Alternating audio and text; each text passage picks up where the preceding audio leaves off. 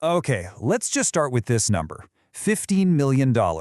And no, that's not what you'd win in the lottery. It's not some CEO's bonus. This is a price tag.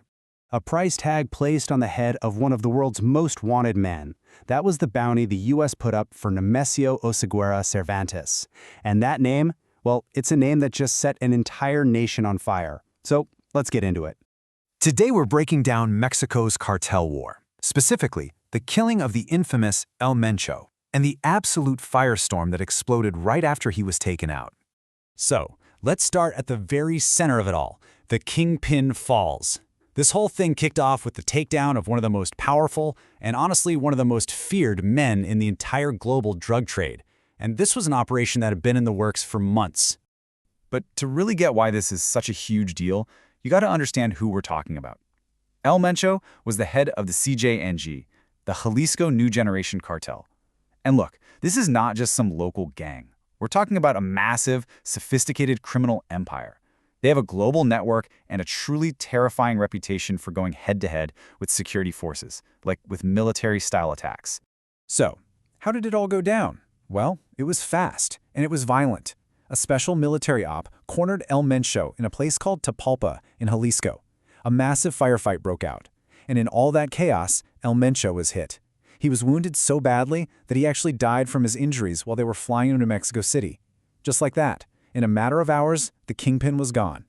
Now, the story of who did it is pretty interesting. Yeah, the United States provided some intelligence, but President Claudia Sheinbaum of Mexico made it crystal clear this operation was planned and carried out entirely by Mexican forces.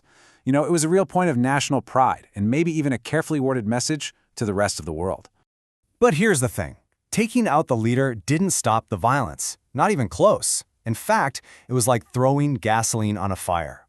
The cartel's response was immediate, it was brutal, and it was, honestly, it was nothing short of a declaration of war on the entire country. The CJNG just unleashed absolute chaos. And this was organized chaos. Think about this. Over 250 roadblocks popping up all over the country. Operations kicking off in more than 20 states. They were setting vehicles, businesses, even gas stations on fire. And the attacks on security forces, they were using explosives dropped from drones and planting landmines. This wasn't just random mayhem. It was a powerful, brutal message. And that message had a horrifying price tag. 25. That's how many members of the National Guard were killed just in the first wave of retaliation in Jalisco. 25. Just an absolutely staggering number. So, as you can imagine, this war the cartel declared on the state, it brought the whole nation to a standstill. For millions of regular people, life just came to a screeching halt. The ripple effect was just huge, and it happened instantly. Schools in multiple states canceled. Major airlines grounded their planes. You couldn't even go to a passport office. In huge cities like Guadalajara, and even in tourist spots like Puerto Vallarta, everything just stopped. The country went on lockdown. But it wasn't a government lockdown.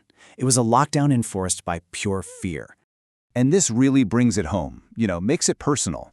Somebody posted this on social media. 10 hours ago, I was in Guadalajara on way to Puerto Vallarta when chaos broke out and had to hide in a bathroom. Just, wow. Can you even imagine that? Being a traveler trapped in an airport, hiding in a bathroom while all hell breaks loose outside?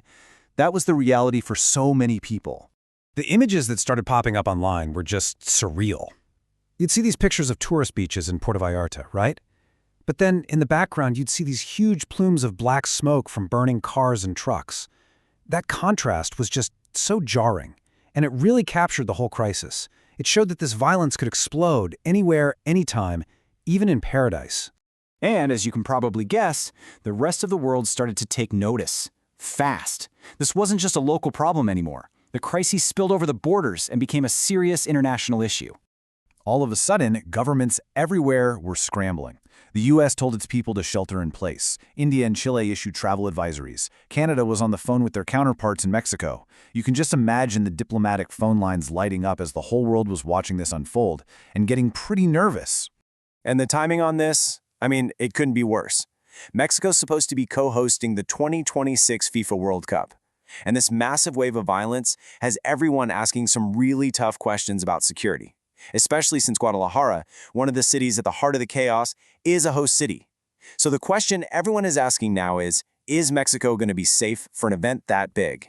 So that brings us to the big question. An uncertain future. The Kingpin is dead. The country is completely shaken up. So what now? What happens next? And that, right there, is the million-dollar question.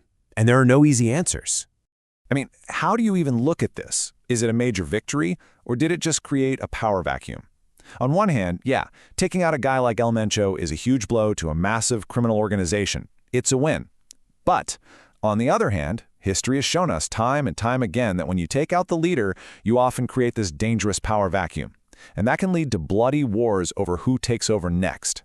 The cartel can shatter into smaller, even more violent pieces, and the chaos gets even more unpredictable. And here's the final twist, and it's a pretty big one. The president of Mexico herself, Claudia Sheinbaum, has actually criticized this whole Kingpin strategy before. She's argued that just killing the leader doesn't fix the real problem, and in fact, it can make things worse by breaking up the cartels and just creating more violence. Which really leaves us with the ultimate question, right? Does killing a kingpin actually stop the violence, or does it just kick off a new war for the throne? It's the core paradox of this whole war on drugs. Was killing El Mencho the end of something, or was it just the explosive start of a new and maybe even bloodier chapter? The answer to that is going to shape Mexico's future for a long, long time.